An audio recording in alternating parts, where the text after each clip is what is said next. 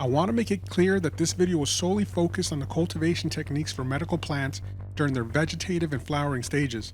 The channel does not promote or instruct on the use or creation of illegal drugs.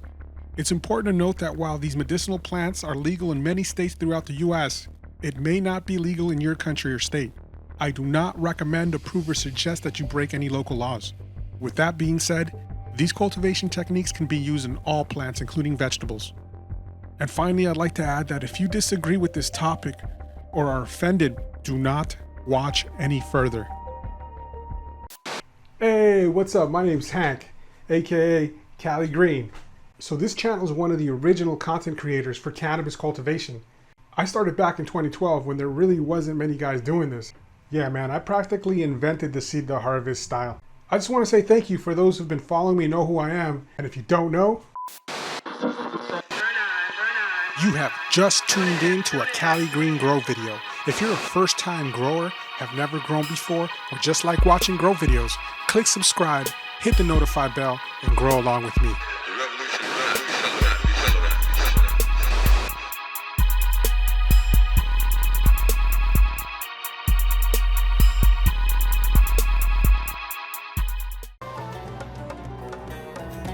The ancient Egyptians also used cannabis for medicinal purposes. The Ebers Papyrus is a medical text from around 1500 BC. It mentions cannabis as a treatment for inflammation and glaucoma. The Egyptians also used cannabis as a painkiller during childbirth. In India, cannabis has been used for thousands of years as part of the religious practice of Hinduism. The plant is believed to be a gift from the god Shiva, and it's also used to worship her. And some depictions of Shiva even show her holding a leaf. The Greeks and Romans also used cannabis for medicinal purposes. The Greek physician Dio Socarides wrote about cannabis in his medical text, the Materia Medica. I'll leave a text in the description. This text was written in the 1st century AD. He describes cannabis as a treatment for earache and inflammation. The Roman physician Galen also wrote about cannabis, describing it as a treatment for pain and inflammation. Spanish colonizers brought cannabis to the Americas. Native American cultures were among the first to use cannabis in the Americas. The plant was used in spiritual ceremonies, and its use was believed to connect individuals to spiritual worlds. The Aztecs used cannabis for medicinal purposes. They used it to alleviate pain and treat swelling, and they also believed it can be used to treat other ailments, such as fever and seizures. In the mid-1800s, cannabis was commonly used in medicines to treat a range of ailments like pain, nausea, insomnia. Pancho Villa is a prominent figure in American history. He's known for his role in the Mexican Revolution and his use of cannabis. There's even pictures of him smoking a joint. And right about here is where it takes a dark turn. You see, by the early 1900s, cannabis had been associated with Mexican immigrants and African Americans. And racist propaganda fueled the criminalization of the plant. In the early 20s, states began to criminalize the possession of cannabis, and by 1930s, the federal government had passed the Marijuana Tax Act, and this made cannabis illegal at the federal level. The law was mostly driven by negative attitudes towards Mexican immigrants and African Americans, who were falsely accused of using cannabis to commit violent crimes and corrupting white youth. Pause for a second, because this shit's getting deep. It's all positivity over here. This is the past, and we can't ignore it, but we can't dwell in it either. I think it's important that people come together around this plant, and we shun negativity and people that try to bring us apart. I'm letting you guys know right now, I'm not allowing any negative comments on this video. But let's fast forward to the 1950s and talk about a group of young people called the Beats, or the Beat Generation. The Beat movement was led by Jack Kerouac, Allen Ginsberg, and a few others. The Beat Generation was a cultural and literary movement that emerged in the 1950s. It was primarily characterized by the rejection of mainstream values, experimentation with drugs, and focus on individual freedoms and spiritual exploration. The movement was strongly influenced by a style of black music called bebop. African American jazz musicians of the time were known to use cannabis to help spark creativity. The Beat Generation were the main influencers of hippie culture.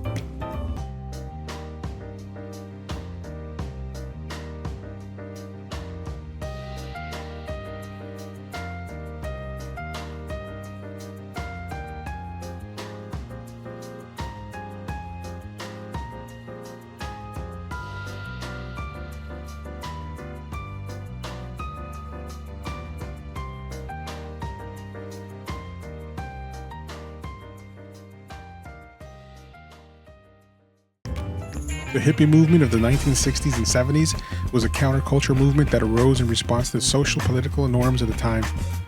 It was a movement that rejected mainstream values and embraced alternative lifestyles, including the use of cannabis. And cannabis was a key part of the hippie culture. The plant was seen as a way to connect with nature and explore altered state of consciousness, and also to reject the values of mainstream society. Cannabis use was also seen as a form of political protest. And the hippies of the 70s have had the most influence and should be credited for all the modern strains that we see today. You see, during those times, cannabis was mostly imported. It came from places like Mexico, Colombia, Thailand, and all the strains that were smoking back then were land races. Strains like Acapulco Gold, Colombian Gold, Panama Red, Afghan, Thai Steak, and even Maui Wowie from Hawaii. But there was a special group of communal hippies that were living in Northern California that were growing their own herb. And these guys started crossing these original land races. One of the first hybrids ever created was skunk, and this is a cross between Colombian, Afghan, and Mexican strains. But it didn't stop there. That was just the beginning. Unfortunately, the history's a little muddy. You see, cannabis was illegal back then, so nobody was really claiming stuff. I found stories about DJ Short and also the Sacred Seed Collective, but there's no way of verifying this. So the history that follows is a mix of popular legends and historical facts. The person credited for creating Skunk 1 is Sam Skunkman. Skunk quickly became a popular strain amongst enthusiasts and was widely used for breeding other hybrids. In the 1980s, home breeders began to focus more on creating hybrids with specific characteristics. One of the most influential strains of this era was Northern Lights. This was possibly a cross between Afghan and Thai land races, but we'll never really know. It was known for flowering fast, being super frosty and potent. The exact origin where this strain was created is unclear, but some sources I found point to the Pacific Northwest, possibly Seattle. Northern Lights became a staple amongst connoisseurs, and it was used extensively for breeding new hybrids. In the 90s, hybrids were being developed at a rapid pace. During this time, the cannabis culture was heavily influenced by hip-hop, and this had a significant impact on the creation of new strains. Rap artists like Snoop Dogg, Dr. Dre, and Cypress Hill helped popularize cannabis culture and introduce the world to strains like OG, Indo, and Chronic. The OG strain legend tells how the strain originated in Southern California in the early to mid-90s. But the origin story branches are many, so I'm only going to talk about the two most popular. Some people believe that OG is an acronym for Ocean Grown. And this story tells of a rich dude living near the ocean in Southern California, possibly Malibu, that didn't really have a name for the strain he created. But since he lives by the ocean, they decided to call it Ocean Grown. The other story tells us of an original, an OG, Afghan strain from the 70s that was circulating around LA during the 90s. And honestly, there's no way of verifying any of these stories, no matter whose friends, cousins, mom's, husband you heard it from. What we do know for a fact is that OG quickly became popular in the LA and San Fernando Valley. In 1996, California legalized cannabis for medical use. This was followed by many other states until eventually in 2012, Colorado and Washington legalized cannabis for recreational use. By 2016, 10 states had legalized recreational use and 29 more for medical use. This sparked a wave of innovation in breeding.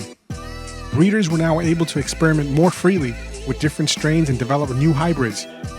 And this has led to a rapid creation of new strains. And land races are practically non-existent anymore. As a matter of fact, most of the strains on the market, or nearly all the strains on the market, are hybrids of hybrids. With big corporate involved now, I'm not really sure what the future looks like. It could be dark, man. Gene editing, synthetic biology, that's all possible. But you know what? Hobbyists like you and I can play an important part in the creation of new hybrids and the preservation of existing legacy strains. My name's Hank, aka Cali Green, and I want to thank you for watching, commenting, and subscribing. If you haven't subscribed, please do.